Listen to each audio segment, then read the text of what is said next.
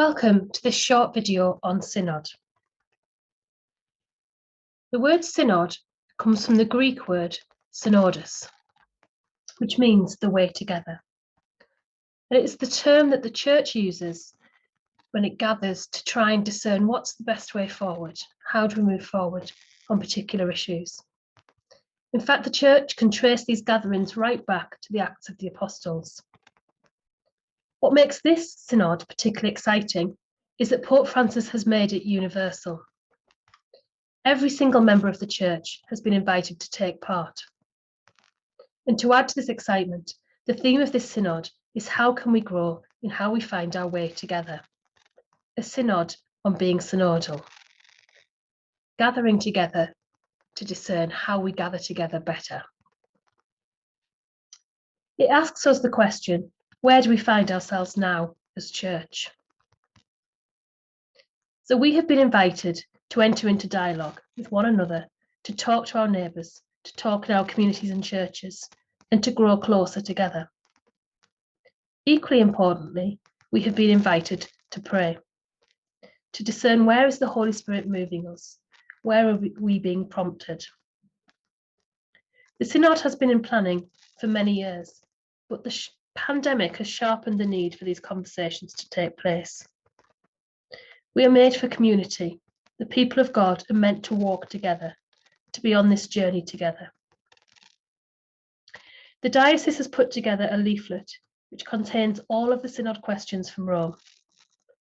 At the heart of the Synod is the question of where do we find ourselves now as Church? This is the main theme, with all of the other questions sitting underneath it and flowing out from it. There is a huge amount to discuss and not a huge amount of time in this preliminary period. But the main thing to remember is this is about connection, to connecting with those that perhaps through the pandemic have become more isolated.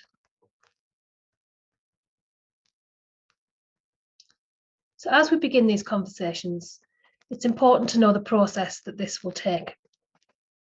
The timescale we have got in the diocesan phase ends in March 2022, at which point Bishop Robert Byrne will send his report to the National Bishops' Conference of England and Wales, who in turn will send their report to Europe, and then it will move on to Rome. There are a couple of key things to remember. This is about the process, not the product. The report is less important than the conversations that will take place along the way. This is about the Holy Spirit. If the universal Church needs to hear where we're being prompted to grow, then the Holy Spirit will be at work around the whole world. We can expect to see some similar themes emerge. This is not about being democratic, serving our own agendas, or criticising individuals.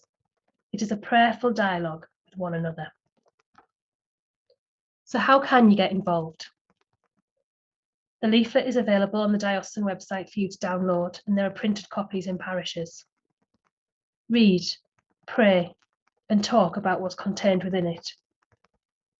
Every parish has been invited to take part. Contact them. What are their plans? Every partnership has been invited to hear from its parishes. And finally, the diocese will also offer an online conversation for those who haven't been able to access their parish conversations. And more details on that will follow in early January.